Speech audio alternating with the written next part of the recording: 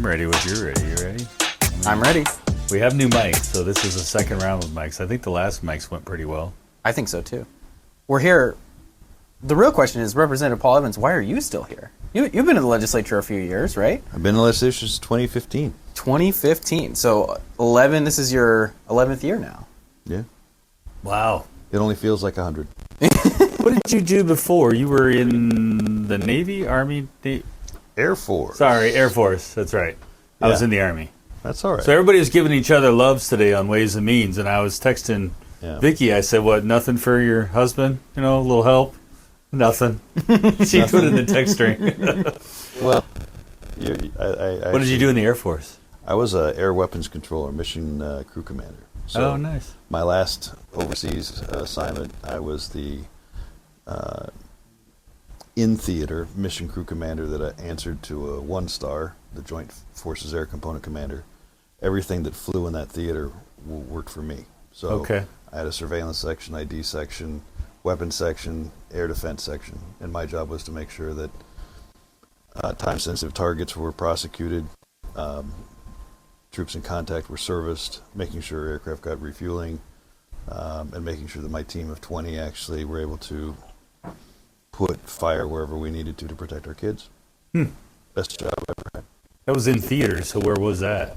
The last one was in Afghanistan. But I was Okay. in Iraq twice before that. Oh, really? Wow. Wow. Well, thank you was- for that. Thank you for your service. I was in Germany, but I got to Bosnia. From what I've heard, there's some places in Germany that can be kind of tough. So I went to Bosnia, so I was there during that time, kind of in the 90s. The First And then, World War or the second one? I was Sorry. I'm not that old, Reagan. Okay, You're sorry. a jerk. So- I need to brush up on my in wars. Bosnia, I was actually in Italy in support of the Bosnian campaign in '95 during Deny, Oh, okay. Deny Fly. And then in '98, we had a warm-up for the Kosovo campaign. Okay. Back in Italy. Yeah, that was in 95 I was there. So, but I was outside of Würzburg in Germany is where I stationed, first ID outside of there. So it was fun. I enjoyed it. I enjoyed being in Europe. That part was kind of fun. That time of the 90s, it was still kind of hard when you went east. Yeah. But it was still fun traveling. Every weekend I'd take the $29 bus trip to northern Italy or Switzerland or something, and it would be Northern like Italy's 48 hours. It was worth so the much trip. fun. Yeah, it's Oh, worth it's the a trip. blast. Oh, that's great. Would you say that's how public transportation should work, Brian?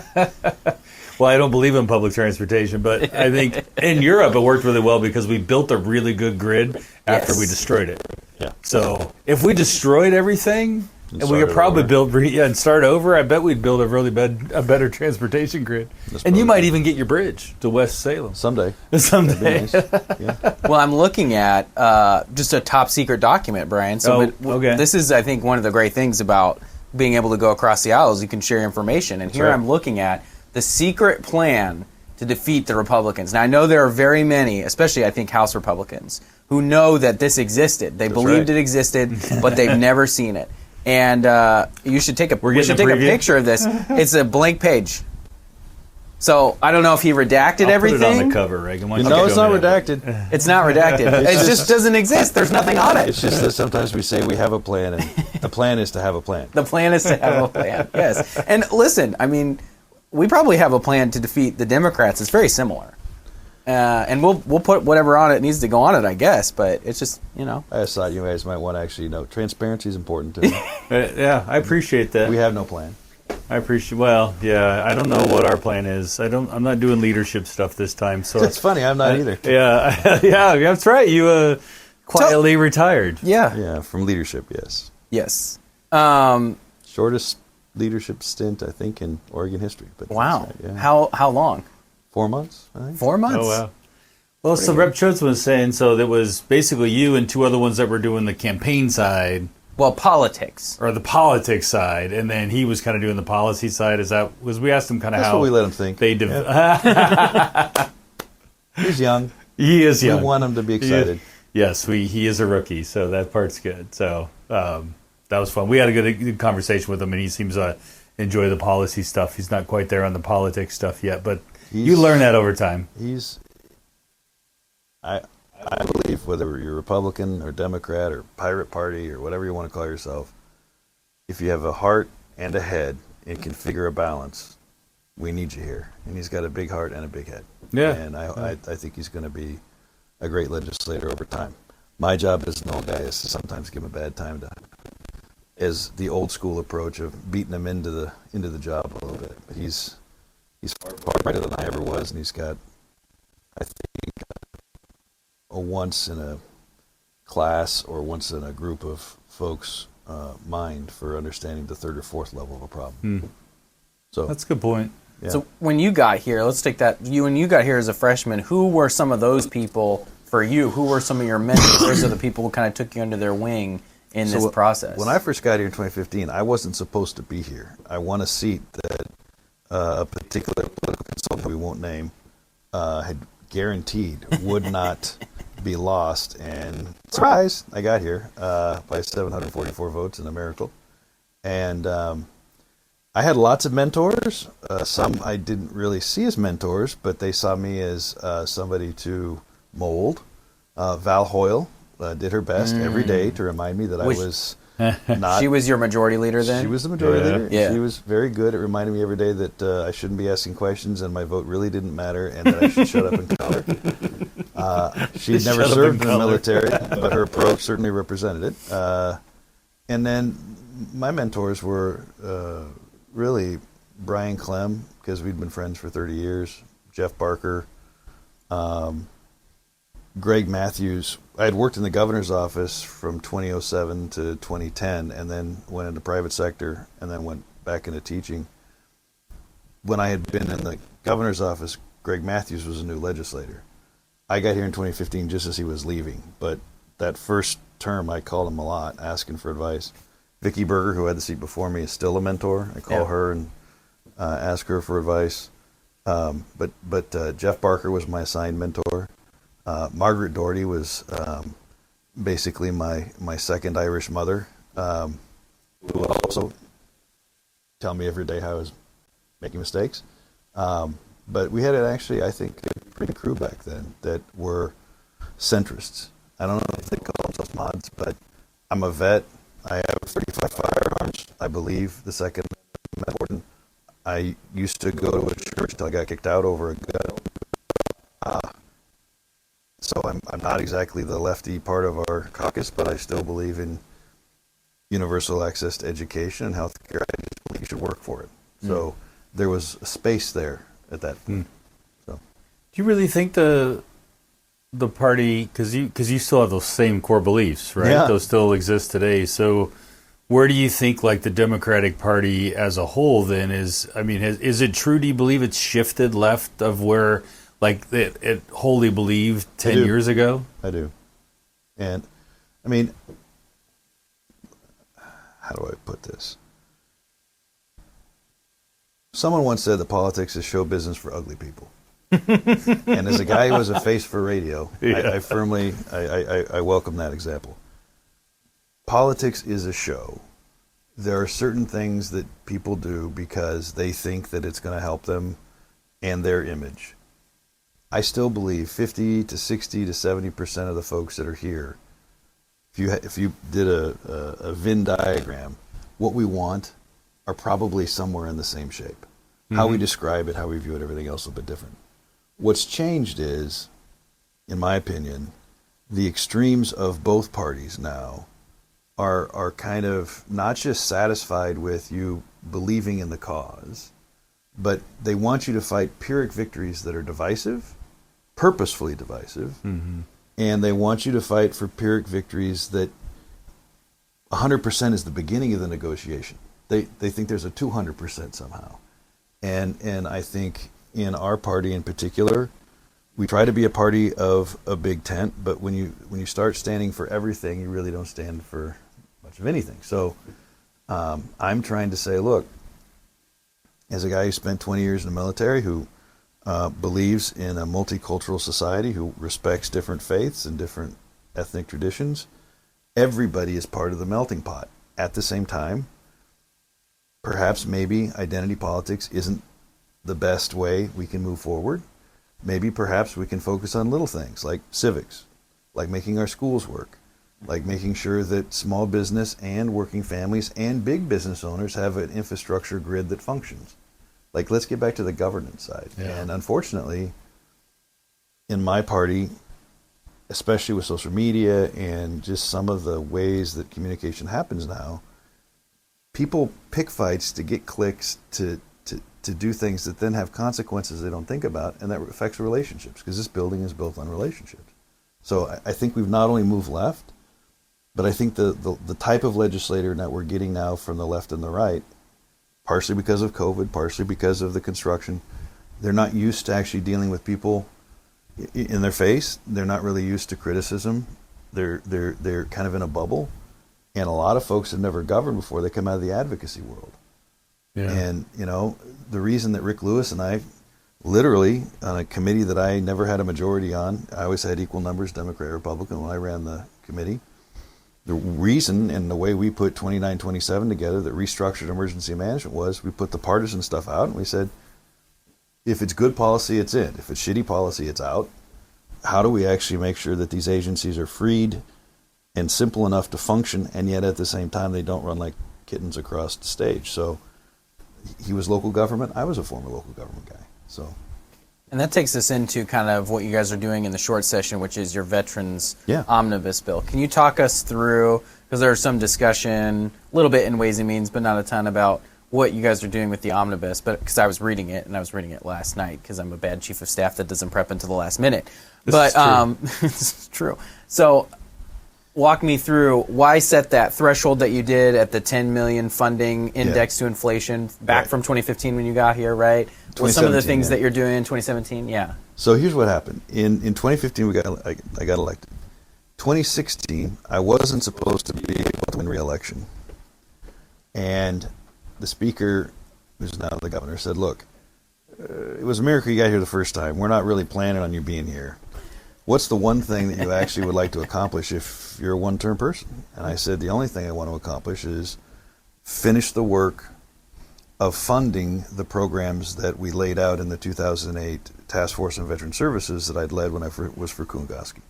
We had 36 bills and 14 different executive orders, but because of the recession, we were never able to fund it. So we're never able to do a lot of that work. So I said, what I want is what Julie Parrish wants, which not surprisingly got a surprise on her face, but I said, I want a part of the lottery. Give me 2% or 3% of the lottery. Yeah. And you won't ever need to give general fund again. And she said, we can get you at 2. And to her credit, and a lot of people have a lot of views about the governor, but the reason I endorsed her in a primary where I had 2 friends running, and the reason I've stood up for her is when she gave me her word, we got it out of the House at 2%. It got into the Senate, and a couple of senators, not to name names, Peter Courtney, tried to kill it because they didn't want lottery money going. And she went to bat when no one else would, and basically the building was going to burn down before we left without at least getting 1.5%. And why that's important is they wanted to take it to 1%, which basically would have just taken away the $10 million that we'd finally gotten for general fund for veterans. It would have been a swap. I said, it doesn't get us anything, and plus it lies to the voters. Voters are thinking there's going to be an increase in activity. Yeah. So we got to 1.5. That was the deal. No more, no less, 1.5. Yep. We win the election. The election happens. Ballot measure 96 passes by a historical, I think, 87, 88% margin. Comes in the governor's budget. Kate Brown's governor took the full $10 million out and tried to supplant it with the lottery money. And I told her before the session. I told her at the beginning of the session. I said, please don't do this, because we made a promise. And as much as you are a governor of my party, my loyalty is with veterans before anybody else. So there was a budget officer who I won't name, who evidently scoffed and said, well, what is the House really going to do about this? Uh-oh. Thanks to David Gomberg and Betsy Johnson and some of the others, I made the case and said, look, every dollar, and I want this is kind of important thing for the whole show here, every dollar we invest in state money, every dollar, state money, brings back in direct assistance $251.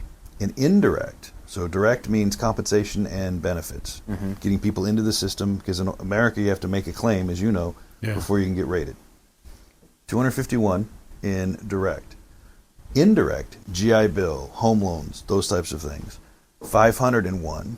And if you actually get them into the VA healthcare system, it's a $1 in for $1,011 return.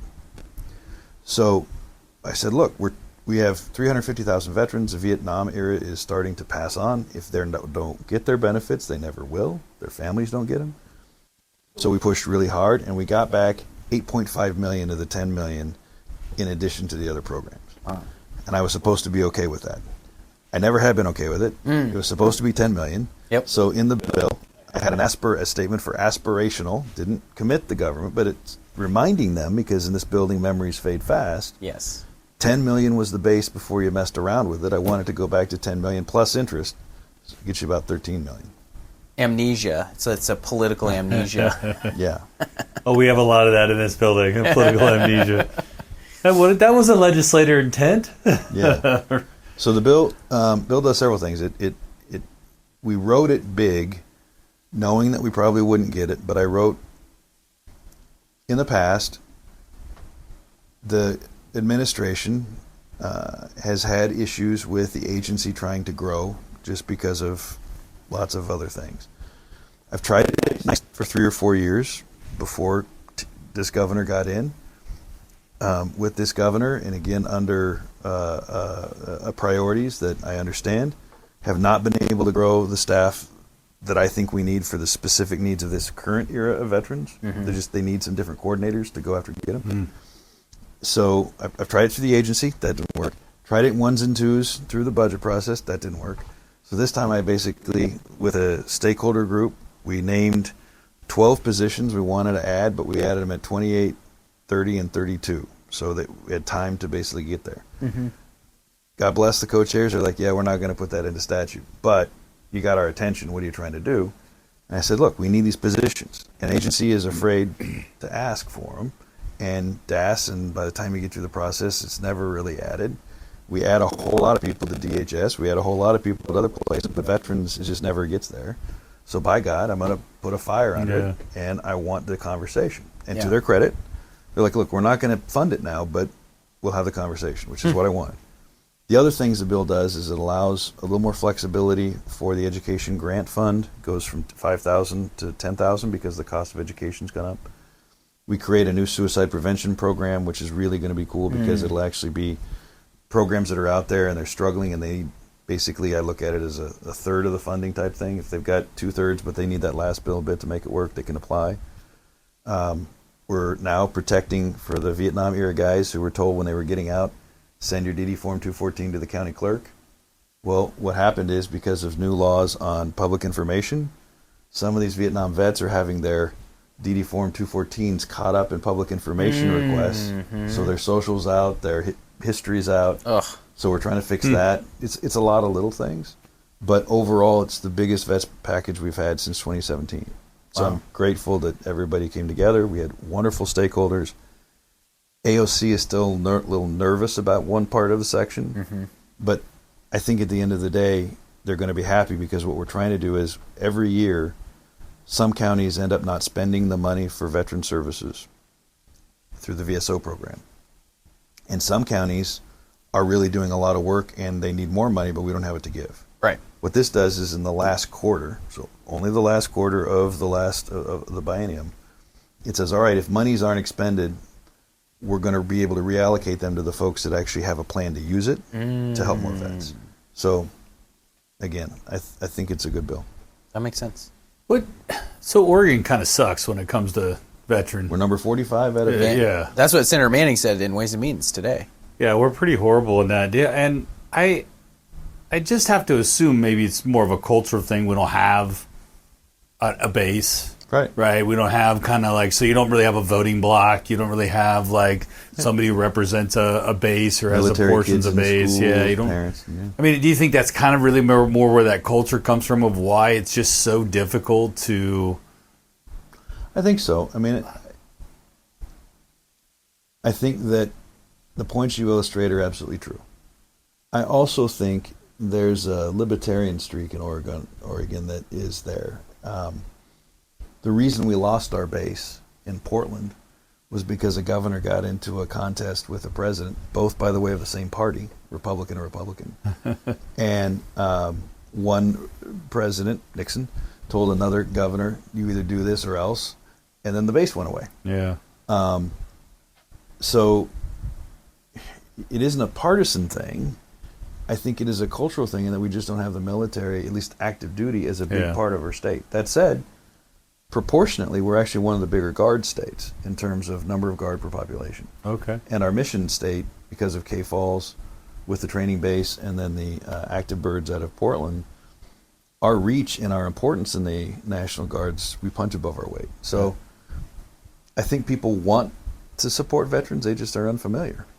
And so it's not a priority. Yeah, we get, because I talked to some of them, and of course they hate the fact that they have to pay income taxes on their federal money. I mean, that's, most states, I mean, that's a big one that drops us down the list, right? I mean, Absolutely. so then we're also not attracting those people to our state because they're not going to go if they're going to pay 9% on and we're not helping them on property tax. No, we don't help them on anything, really. I mean, and on education, we haven't made some of the, I mean, because of the Veterans Lottery, we've put campus veteran service officer programs out there, but some states really have put programs that recruit students so that maybe they might stay afterwards. We've never been able to have the resources to do that. I think, like, if I were to put my tinfoil hat on, part of the desire is veterans, for the most part, tend to vote center-right. Yeah. Of the number, and so I think states like Oregon don't actually want to cater to those voters over time, right? I mean, it's not like, oh, they make this, very hard and fast rule, but I think there's something to, like, well, they just say, they put it off, we don't have a base, we don't really have that many people, but I think, especially if you wanted to retire, I mean, our coastline is an incredible place to retire.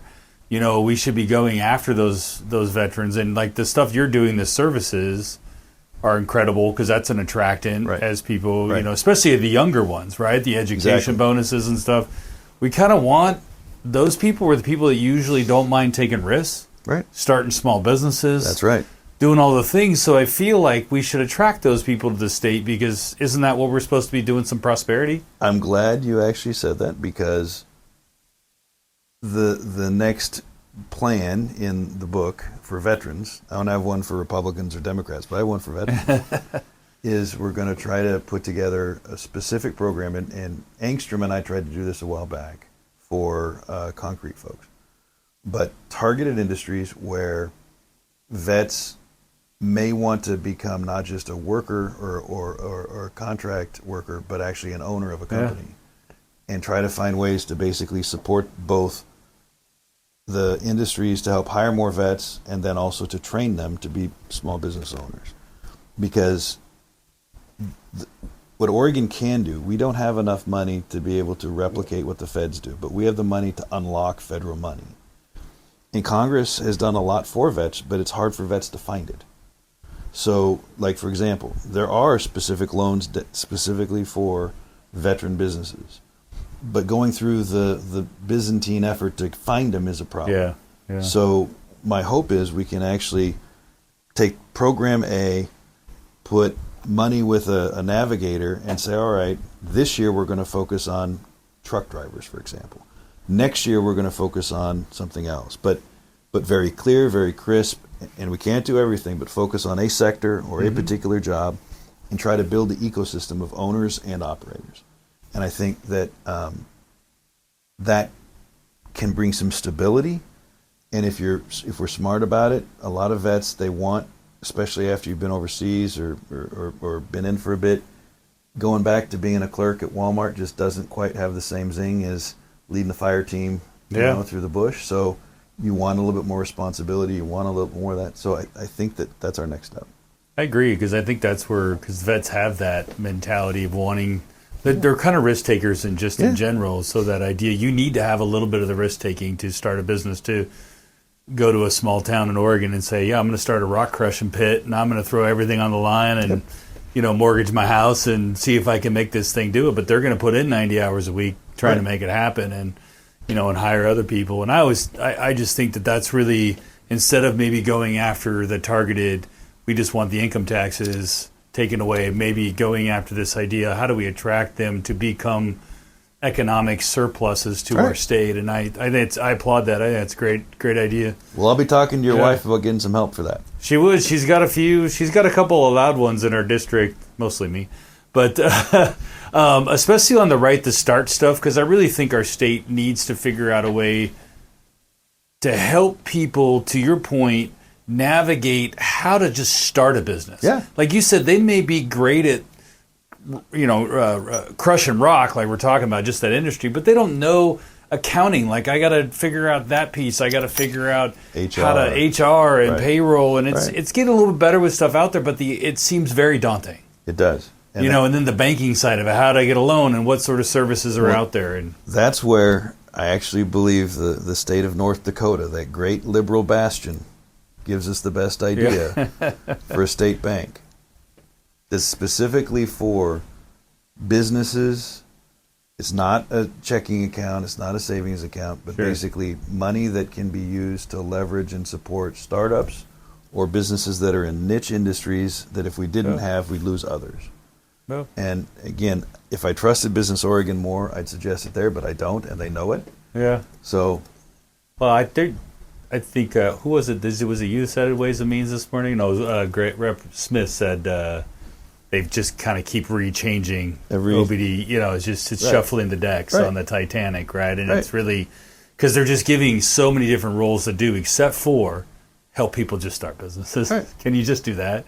I've seen some proposals in Missouri. There was a really good one where the state set aside a percentage of all of their contracts had to go to small businesses that started in the last 5 years. I like that. So it kind of required the state to kind of help people as they're starting there. And they give preference points to vets. And they gave a couple preference points to those. And you can do that, without getting into the identity politics too much that we talked about, but you can do that a little bit by just saying, hey, let's just set aside, to your point, this pot of money or this pot of contracts to help people, because that's the hardest thing is getting off the ground. I'll give you one more, and I think your dad, if he's listening, might like this. Mm-hmm. It's time to amend the law to allow Business Oregon to hire people that can work on commission. Oh.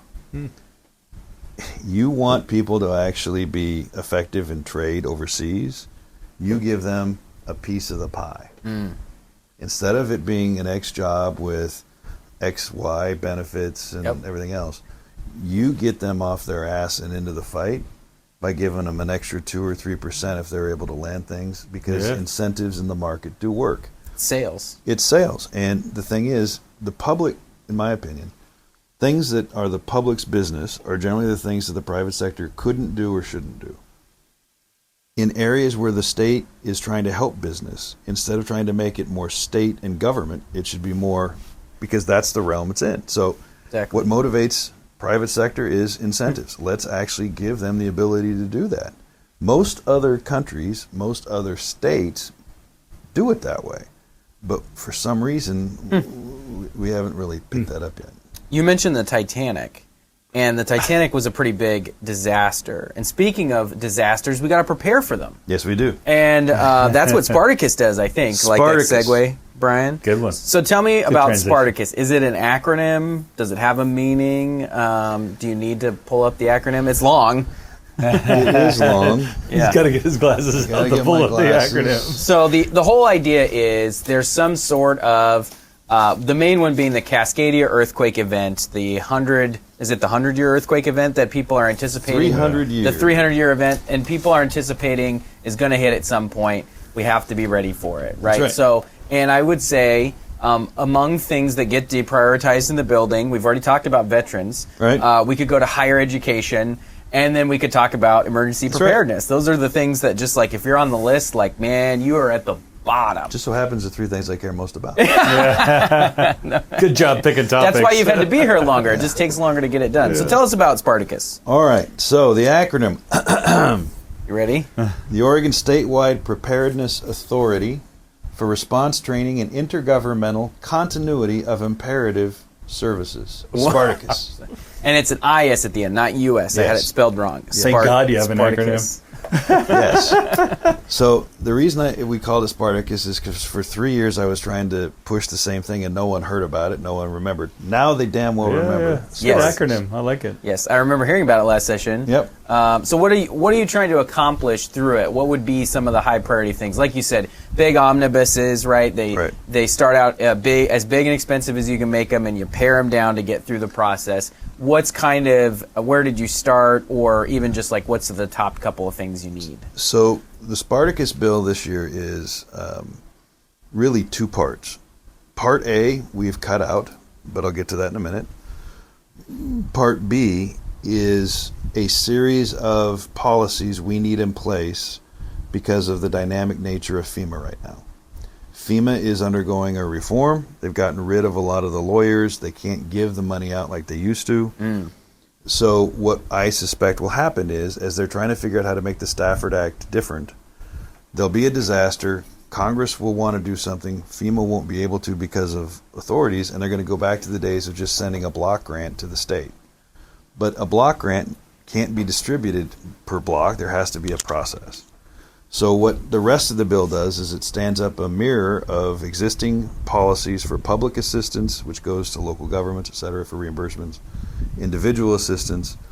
It sets up within legal authority something called the Disaster Recovery Authority. So as soon as the response is over and we're pivoting to recovery, communities can learn to expect who they're supposed to contact, what they can ask for that immediate help. Mm-hmm.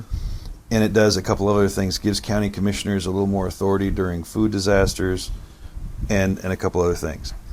The first part, the Spartacus part, quite frankly, is trying to keep faith with a promise that was made to the state of Oregon in 2001. When I was mayor of Monmouth back in 2000, the Oregon government, for a lot of reasons, none of them really responsible, decided to move the Public Safety Academy from Monmouth to where it is in Salem.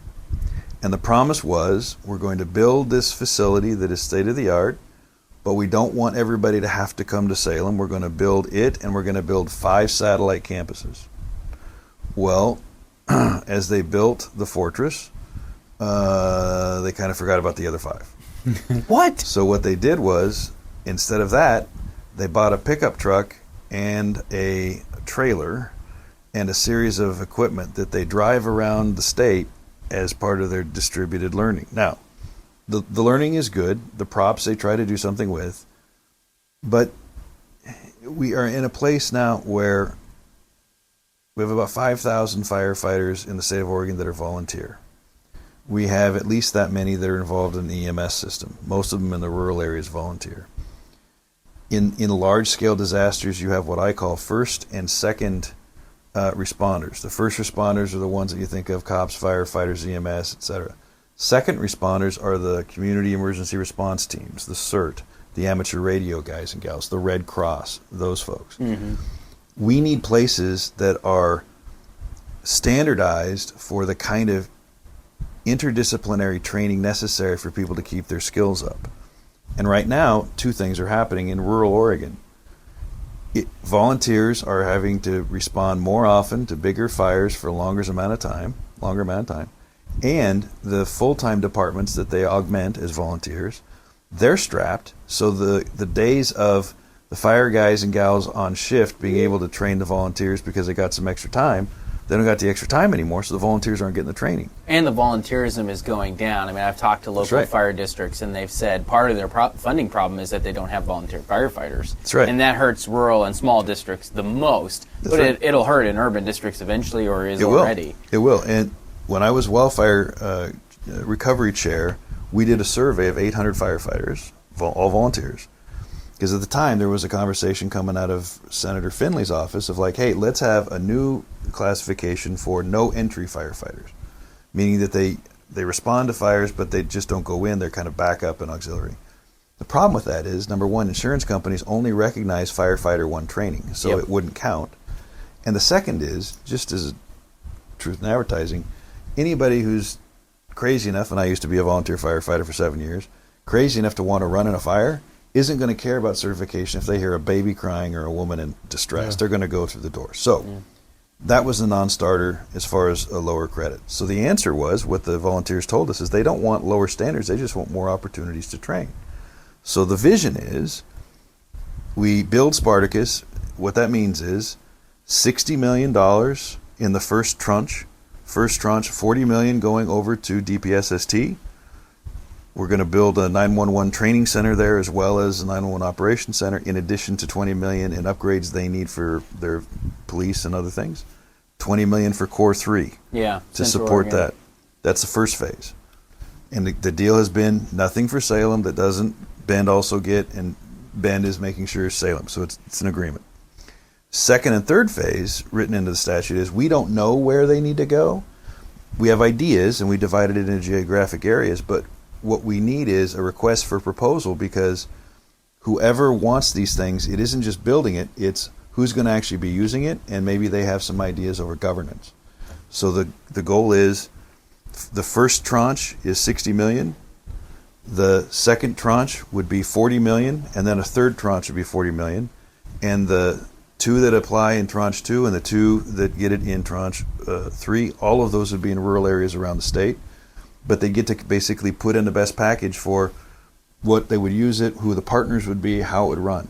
And the bottom line is, by the time we build these out, my goal is by that time to have funding through DPSST to say, look, if it's in a particular place where they just don't have the ability to run it, like Core 3 plans on running it. Yep.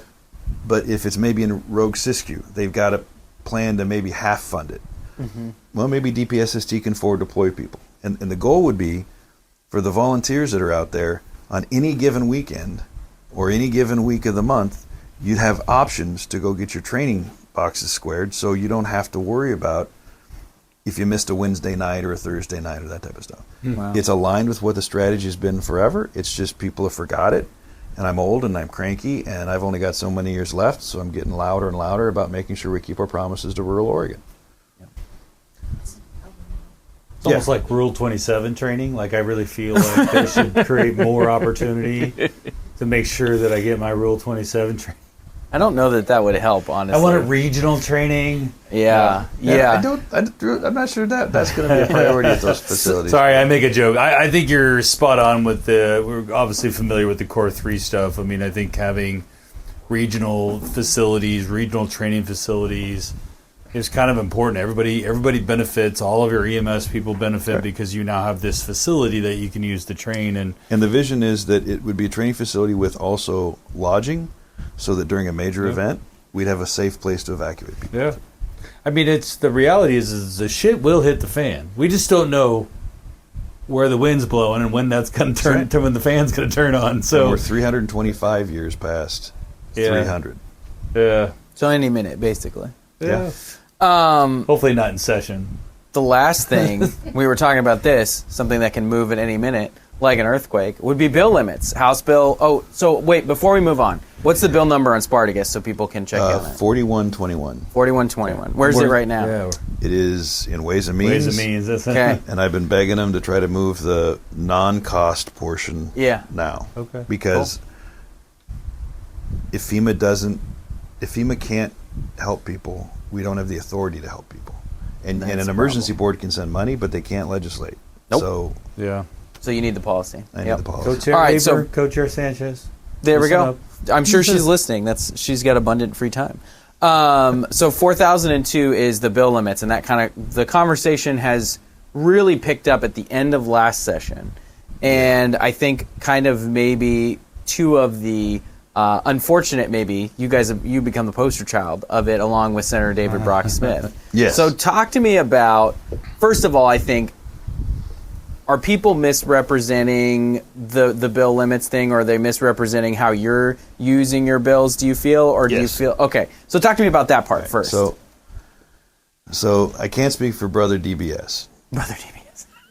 Although if I was in the minority, I would probably be doing the same thing as him. Sure. Which is an important point, because I don't think a majority party should ever put something into effect that permanently disadvantages the minority party. I don't think it's right. So, people have made quite a story about the fact that last session I introduced somewhere around 317 bills. Mm-hmm. Here's the fact that is sometimes lost. Number one, 70 of those bills were at the request of lobbyists. They weren't my ideas. Right. They were things that advocacy groups needed a bill to be able to do things. Number two, the state of Oregon is in the House and the Senate, 2 chambers out of 6 in the country, 2 of 6 out of 99 chambers, because one's unicameral, that does not allow amendments on the floor. Why that's important is the following. I've spent my entire life studying government. I have 3 to 4 policy areas I'm passionate about. And in a district that's also a swing district, there's lots of different ideas. There's not one prevailing culture. So I have standing offers that if a citizen wants to bring something forward and they want to work the bill, I'll introduce it. I don't have to agree with it. My job is to be their voice. I will help them as much as I can. If I agree with it, I'll probably help them more. But either way, I'm not going to be the block. Which I think most legislators wouldn't do. Right. That's not a common policy. Right. Well, not common. Second thing is, I will offer sometimes a bill. I try to think 2, 4, 6, 8, 10 years out. And sometimes I'll offer bills on ideas that I have maybe a 70% idea of it, but I want to throw it out there to see who sticks their head up and are interested. Mm-hmm. So we start working things. Because in this building, unless it's written down, no one really thinks it's real. Another thing is, in some committees, if you don't have a bill, you're not invited to the discussion. So I want a bill, so I get invited to the damn discussion, because some of these things, I've watched them go round and round and round for years, and common sense just keeps eluding them. And in some other cases, LC, Legislative Council, is a little bit detailed about how they write their measures. So I sometimes will have something written in 2 or 3 different ways, so we can angle around to make sure that what people are thinking is actually reflected. So I look at legislation as the tools of our craft. The reason I introduced 317 was because of COVID and the construction process. A number of the bills that I had introduced over the years, people weren't actually able to participate in. So I said to myself, hey, we're opening up pretty soon. And it was a little more open last session. Yeah. I brought all the bills that I thought were either somebody had asked me to introduce or I thought were worthy of a conversation forward. I put study bills out so that I had vehicles that I could play in those particular committees on issues just in case. And I'm not planning on introducing 300 bills again, but I felt that at least they should have been given an opportunity. Those that didn't get picked up, I'm probably not going to really move on. But to me, the reason I am here as a legislator is my job is to give voice to 78,000 people. The only way I know how to do that is through the tools of our craft. Now, here's the thing. I'm not opposed to bill limits if we have amendment on the floor potential. Yeah, because otherwise you have to track every committee. Every committee, and you have to have a vehicle in every committee to make it work. And again, I've offered rule changes, so I think people in this building know I'm loud and sometimes grumpy, but I'm pretty consistent. I introduced a House rule proposal that would allow for amendments on the floor. I've introduced one that would, in fact, an amendment to 4002 that would say, all right, if you want bill limits, legislators only. Governor doesn't get any. Which I agree with. I'm going to be honest. I think, like you said, this is a legislative process.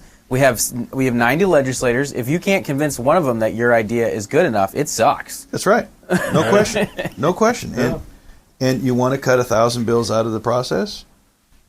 No agency bills, no judicial. Yeah, 100%. Or agencies need to go through the committee bill process. There you go. And one of the things I noticed that I don't necessarily agree with, the speaker has in her presentation on bill limits, I pulled it up on OLS, you can introduce extra committee bills if the chair and a member of the minority party agree. And I said, wait, that doesn't say vice chair. Hold on a second. No, maybe the vice chair doesn't want to, but one of their members wants to go rogue, and so now they can go rogue and introduce a bill. And I was like, oh, that's sneaky. But yeah, I think, and so what, if you could set the limit, do you have a rough idea of where you think the limit is flexible enough? Is it 100 or is it? So my granddaddy, who had an 8th grade education, taught me never to negotiate against myself. There you go.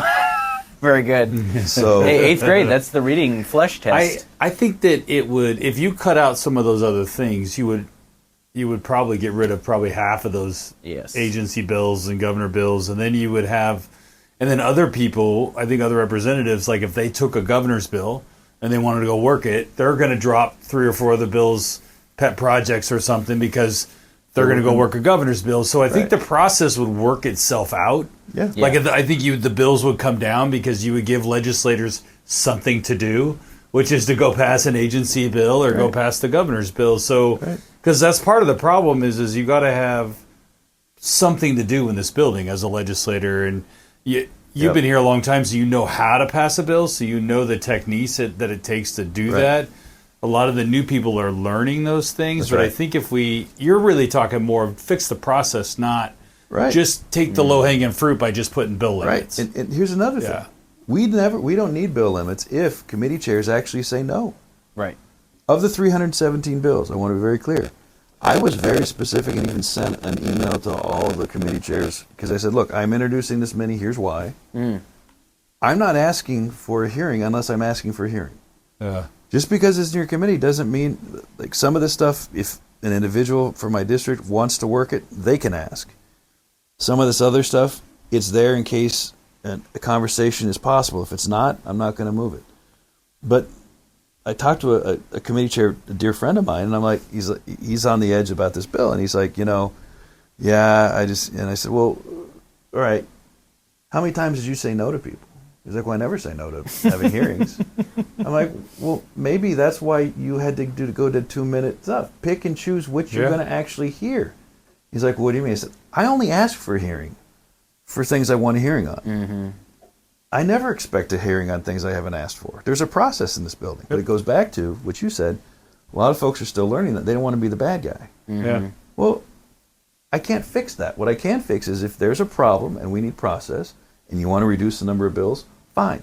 We are the legislative branch. We're supposed to be lawmakers. Let's start there. And you do, as a chair, I think, especially a lot of the newer chairs, they don't realize they have limited time. They just kind of think of it as infinite, and they'll jam new stuff in. But if you're going to properly work a bill, you're going to do your public hearings. I appreciate Chair Marsh a lot in housing during long session. If there were substantive amendments, we were back for another public hearing on the substantive amendments first. As it should be. And then we would wait another meeting before we would even consider working the bill. And I think that's like the ideal process. And so if you do that, you realize you have X number of minutes. You've got an hour and a half twice a week. And you've got that for a certain number of weeks until your first chamber, and then you lose a ton of stuff, and then you work your second chamber stuff. And so you kind of actually got to do some math and figure out, well, how much actual bills could I work if you did 3 public hearings maybe, and then maybe you end up having extra time and you can adjust it. But ultimately, that's your limit. Your limit is your committee time, I suppose. And so that would probably be the counter argument to limits on bills. And it's a lot harder on the House because you got twice as many members than you have, on the Senate. So, on the Senate side, like our chair and vice chair, I think that's also they should be working together more, and they should be saying, no, does your Republicans need that vice chair? Do they need a hearing? What do they need on this bill? So that way, it's not the Democrat telling the Republican, we're not going to hear you, Bill. It's like. It's the vice chair going to their colleague and saying, hey, are you really looking for a hearing on this? Or what's the... And it goes back to leadership and communication. I think so, yeah. We're not really training our chairs, in my opinion. We're not really training our chairs to do the facilitator role, where not just you tell your folks in the committee, this is what we're doing, but you ask. When I was chair, again, of a committee that never had a majority, I would meet with my 2 vice chairs, and I'd say, look, give me a scale, the stuff we want to talk about, the stuff we don't want to talk about, and then and only then will we do the courtesy hearings. What's important for you guys? What's important for you guys? What's important for your people? What about your district? And then you come together as a team. And I don't understand why some committees don't do that. And I know some committees are huge in their jurisdiction. And yet, you really kind of know which bills are probably going to move and not move. So I don't think bill limits is the all-knowing answer. And in our system where we don't have floor amendments, where a speaker picks the committee chair, the committee membership, and now would potentially limit the number of bills, I don't think that gives the minority the ability to express their voice, and I don't think it allows legislators to do our due diligence as lawmakers. Well, and even if you're not in leadership but you're in the majority party, you're still kind of in the minority. So unless you're a committee, because if you're just on a committee, you're just a member on that committee, and it's probably just as hard as you to work a bill as it is to be somebody in the minority party in that committee. Yeah. So it's not easy to pass a bill. It's not already easy. And I think you're right I liked how you laid out how you do your 300 bills, because it makes sense. Because a lot of times if you're working out a bill, you'll say, no, I don't need it before the first chamber deadline. I do want a hearing in April after the first. Give me a courtesy hearing when you have a lull. Right. Because I kind of want to work this process out. And like you said, hit the bushes and see who kind of flushes out. That's right. You know, because that's how you can find, like we did the prevailing wage on affordable housing in the Senate, and we kind of flushed it out earlier, but we really wanted to flush it out in the short session, and we found partners where we didn't think we had partners. Right. You know, and we it didn't pass because we know the unions are they're beat up against it, but I think we found a spot where we can go. We found also where the really hinge points are, the pinch points, and so now we're that's like, helpful. Yeah, so now we want to go back and say, okay, we know you guys really hate that. Right. And then why? But that's just process. So we got to introduce now, probably because it was one bill, we go after the whole enchilada. Now we're probably going to introduce 4 bills, right? Because I'm going to put them in parts. That's right. Right, and you're going to work the long session to try to figure out which bill can get some legs. Maybe this one can't because of whatever, right? And this one does. So I get your point, because if 25 just seemed low to me. If you are on, Senator Anderson's on 4 different committees. So finance and revenue is new to them, and that's a lot. I mean, there's a lot of work we got to do with our income tax and our tax and spend policies in the state. I mean, that's a lot of work. Yeah. So you're there, housing, early childhood, behavioral health. 25 bills doesn't cut it. That's right. So I'm with you. I don't know if it's 300. I don't know if a limit's necessary. I think if we just change the process a little bit, I really believe you that I think in our conversation that'll kind of fix itself. I think you're right. You know. And again, I respect the speaker. I think she is approaching a problem that she sees. Yeah. And I'm not going to argue the symptoms. I just assess the problem differently. I think the problem is committee chairs need to be a little more decisive and recognize that they need to make choices, and we probably should narrow the number of non-legislator bills. Fine with that. Yeah. They weren't elected a legislator. Yeah, it's true. I think we approach in this problem like they're kind of approaching campaign finance, where it's just really, there's a problem, and then they're just trying to whack the problem with the easiest solution, and like, just put limits on campaign finance, and it's like, well, you're not now the money just goes into the dark holes. So I just don't think that's the right way to approach it. I think the same thing with the bill limits. It's really more process, shedding a light on it and making it happen. Well, we lost Reagan. He had a meeting, so I guess we're done. Well, thank you for the opportunity. Representative was great. Appreciate it. And let me know if you ever want to walk through the conversations on other things. Well, and when we go through some more vet stuff, I think we need to make sure that committee and also the bills that we do, I would love to work with you on that. Sounds so great. You let me know. So and I just want a big shout out to Rick Lewis. He's a rock star. Yeah, we're losing a Jim. We are. He's retiring this year, and it's such a bummer to lose. I've already tried to beg him twice, but I just I appreciate him, and I understand that your boss may be looking to run for another thing, and even though I'm not supposed to say such things, I'm wishing him good luck. Oh, thanks. I appreciate that. I think that. Cut. I think Boley would do well with some leadership. I appreciate that.